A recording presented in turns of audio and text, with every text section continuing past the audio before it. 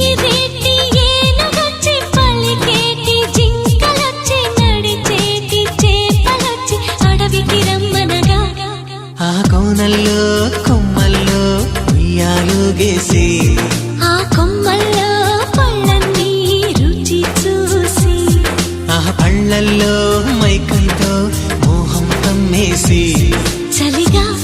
గిలిగా తొలిగా త్వరగా అటుగా ఇటుగా మరి నువ్వే నాకు ముద్దిస్తావని తడివేదాలు ముద్రిస్తావని